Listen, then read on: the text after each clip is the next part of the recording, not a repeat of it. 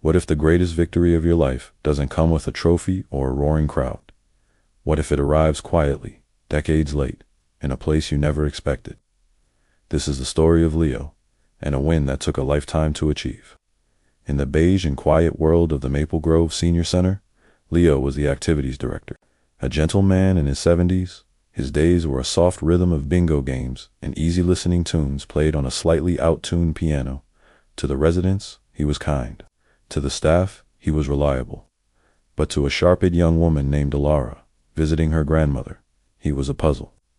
She'd heard whispers that Leo was once a prodigy, the next big thing in the classical music world.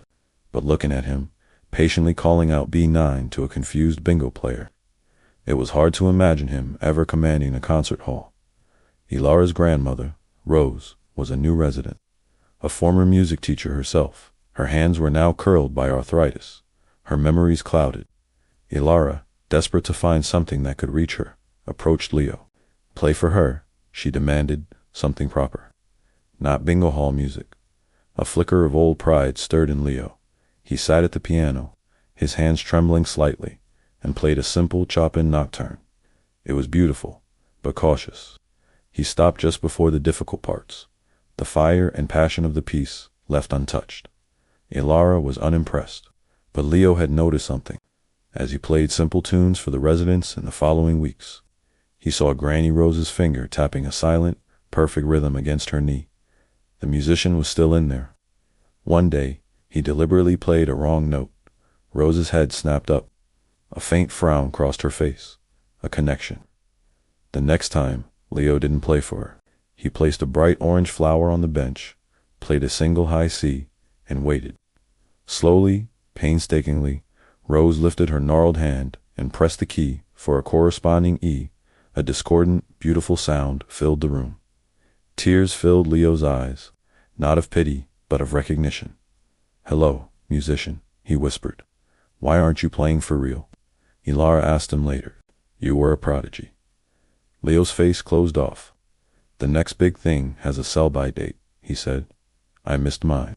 Stage fright. Then life." He looked her in the eye. "I redirected.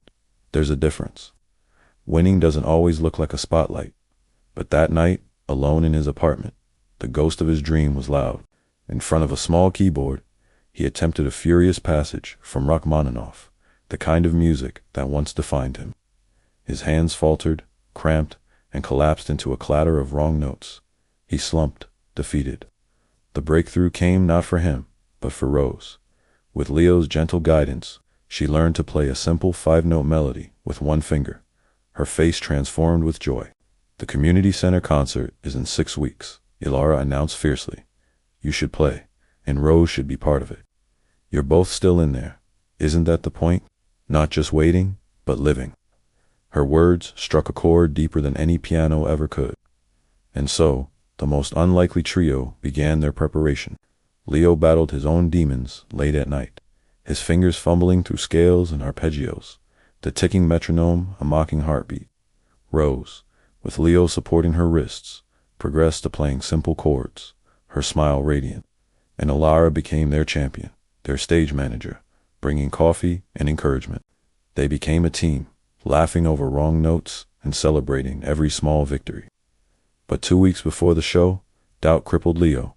He couldn't get through the climax of his piece. He told Ilara he was pulling out. She found him sitting in the dark music room that night.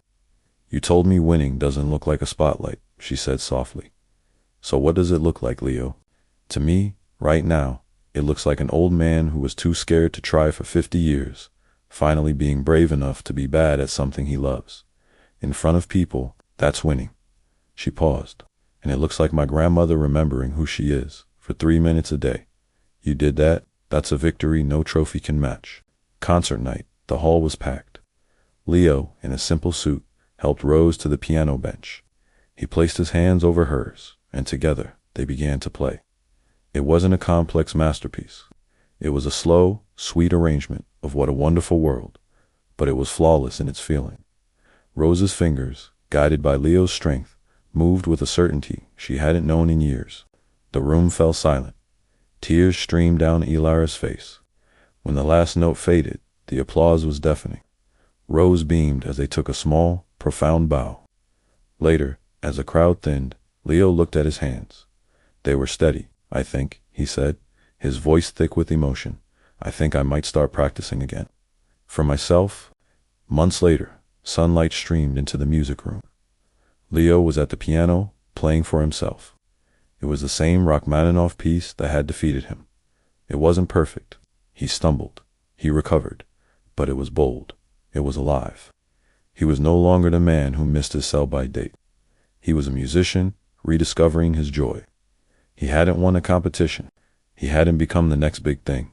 He didn't win overnight. He won eventually.